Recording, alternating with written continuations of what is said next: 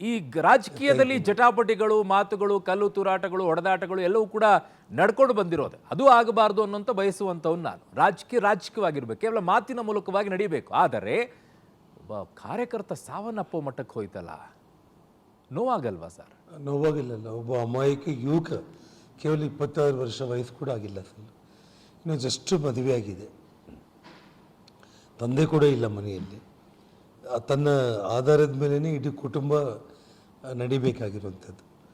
So ಅಂಥವನ್ನ ಅಂದರೆ ಇಂಥ ಅಮಾಯಕರನ್ನ ಆ ಏರಿಯಾದಲ್ಲಿ ಇವರೇ ಕರೆಸ್ಕೊಂಡು ಜಗಳ ಮಾಡೋದಕ್ಕೆ ನೋಡಿ. ಭಗವಂತ ಏನಂದರೆ ಅವರ ಪ್ರೈವೇಟ್ ಗನ್ಮ್ಯಾನ್ಗಳ ಫೈರಿಂಗಲ್ಲೇ ಅವನ ಪ್ರಾಣ ಕಳ್ಕೊಂಡು ಆ ಶಾಪ ಕೂಡ ಇವರಿಗೆ ತಟ್ಟುವಂತ ಇತ್ತು. ನೀವು ಹೇಳ್ತಾ ಇರುವಂಥದ್ದು ಈಗ ಅಲ್ಲಿ ಆಗಿರೋದೇ ಅವರು ಪ್ರೈವೇಟ್ ಗನ್ಮ್ಯಾನ್ಗಳೇ ಶೂಟ್ ಮಾಡಿದ್ದಾರೆ ಅಂತ.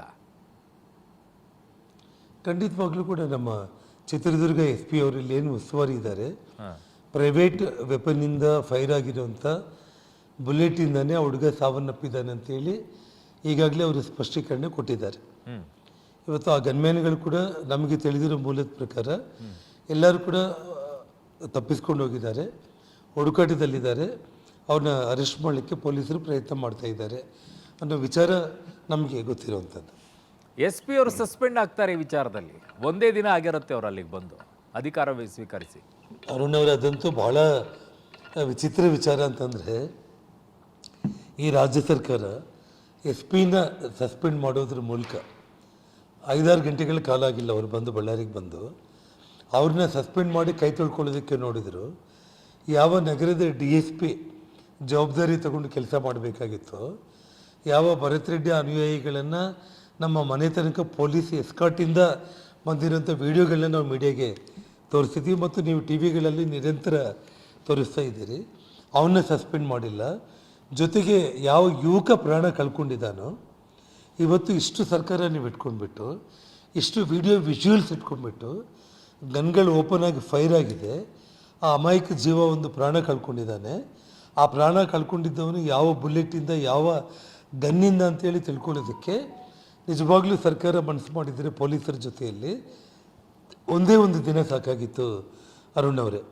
ಆದರೆ 2 ದಿನಗಳಾಗ್ತಾ ಇದೆ, ಡ್ರಾಮಾ ಮಾಡ್ತಾ ಇದ್ದಾರೆ. ಅವ್ರ ಮನೆಗಳಿಗೆ ಹೋಗಿ ಸ್ವಾಂತನ ಹೇಳಿ ಹಣ ಕೊಡೋದ್ರ ಮೂಲಕ ಅವರು ಮಾಡ್ಕೊಂಡಿರೋ ತಪ್ಪನ್ನು ಮುಚ್ಕೊಳ್ಳುವಂಥ ಒಂದು ಪ್ರಯತ್ನ ಮಾಡ್ತಾ ಇದ್ದಾರಾಗಲಿ, SP-ನ ಸಸ್ಪೆಂಡ್ ಮಾಡಿ ಕಣ್ಣೊರೆಸೋ ಪ್ರಯತ್ನ ಮಾಡ್ತಾ ಇದ್ದಾರೆ.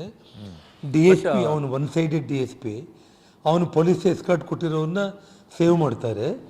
ಪ್ರಾಣ ಕಳ್ಕೊಂಡಿರೋ ಹುಡುಗನ ಯಾರು ಸಾಯಿಸಿದ್ದಾರೆ ಅನ್ನೋ ವಿಚಾರ ಇವತ್ತು ಪೊಲೀಸರು ಅದನ್ನು ಹೊರಗಡೆ ಎಲ್ಲ ಗೊತ್ತಿದ್ದು ಕೂಡ ಇನ್ನೂ ಆ ಸುದ್ದಿಯನ್ನು ಹೊರಗಡೆ ಹೇಳೋದಕ್ಕೆ ಹಿಂದೇಟಾಗ್ತಾ ಇದ್ದಾರೆ. ಆ ಕಾರಣಕ್ಕೆ ನಾವು ಸಿಟಿ ಎಲ್ಲ ಬೆಳವಣಿಗೆಗಳ ಮಧ್ಯದಲ್ಲಿ ಬೆಳವಣಿಗೆ ಮಧ್ಯದಲ್ಲಿ ನೀವು ಮತ್ತೆ ರಾಮುಲು ಅವರ ನಡುವೆ ಇದ್ದಂಥ ವೈಷಮ್ಯ ಈಗ ಒಂದು ಸ್ವಲ್ಪ ತಣ್ಣಗಾಯ್ತಾ ಅಂತ?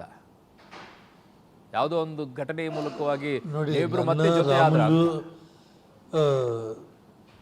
ಒಂದು ಅರುಣ್ ಅವರೇ, ನಾನು ಮತ್ತು ರಾಮುಲು ಈ ಜೀವನ ಇರೋವರೆಗೂ ಕೂಡ ಒಬ್ಬರ ಮೇಲೆ ಒಬ್ಬರಿಗೆ ಏನೇ ಮಿಸ್ಅಂಡರ್ಸ್ಟ್ಯಾಂಡಿಂಗ್ ಆಗಿ ಸಿಟ್ಟಿದ್ರು ಕೂಡ ಒಬ್ಬರ ಮುಖ ಒಬ್ಬರು ನೋಡ್ಕೊಂಡಿದ್ದ ತಕ್ಷಣ ಎಲ್ಲದನ್ನ ಮರೆತೋಗುವಂಥ ಸ್ವಭಾವ ನನ್ನಲ್ಲಿ ಅವನಲ್ಲಿ ಇಬ್ಬರಲ್ಲಿ ಇರುವಂಥದ್ದು.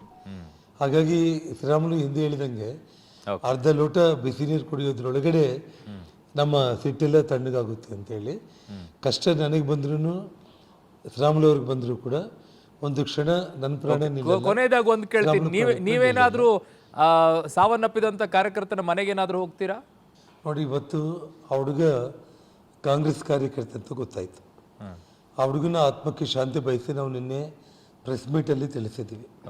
ಅವ್ರ ಇಡೀ ಕುಟುಂಬಕ್ಕೆ ತಡ್ಕೊಳ್ಳೋ ಶಕ್ತಿ ಕೊಡಬೇಕಂತನೂ ನಾವು ಈಗಾಗಲೇ ಮಾಧ್ಯಮಗಳ ಮೂಲಕ ನಾವು ತಿಳಿಸಿದ್ದೀವಿ. ಹಾಗಾಗಿ ಸಮಯ ಸಂದರ್ಭ ನೋಡಿಕೊಂಡು ಸತ್ಯಾಸತ್ಯತೆಗಳ ಆ ಕುಟುಂಬಕ್ಕೂ ಕೂಡ ನಾಳೆ ಗೊತ್ತಾದ ಮೇಲೆ ಆ ಕುಟುಂಬನೇ ಮಾಧ್ಯಮಗಳ ಮುಂದೆ ಬರೋ ದಿವಸ ಭಾಳ ದೂರ ಇಲ್ಲ ಅಂತ ನಾನು ಭಾವಿಸ್ತಾ ಇದ್ದೀನಿ ಅರುಣ್ ಅವರೇ. ಆ ಸಂದರ್ಭದಲ್ಲಿ ನಾವು ಮೀಟ್ ಮಾಡೋಣ. ಜನಾರ್ದನ್ ರೆಡ್ಡಿ ಅವರೇ, ಇಷ್ಟೊತ್ತು ಪಬ್ಲಿಕ್ ಜೊತೆಗೆ ಮಾತನಾಡಿದ್ದಕ್ಕೆ ತುಂಬಾ ಧನ್ಯವಾದಗಳು. ನಮ್ಮ ಪ್ರಶ್ನೆಗಳಿಗೆ, ನೇರ ಪ್ರಶ್ನೆಗಳಿಗೆ ಉತ್ತರವನ್ನು ಕೂಡ ಕೊಟ್ಟಿದ್ದೀರಾ. Thank you. ಧನ್ಯವಾದ. Thank you.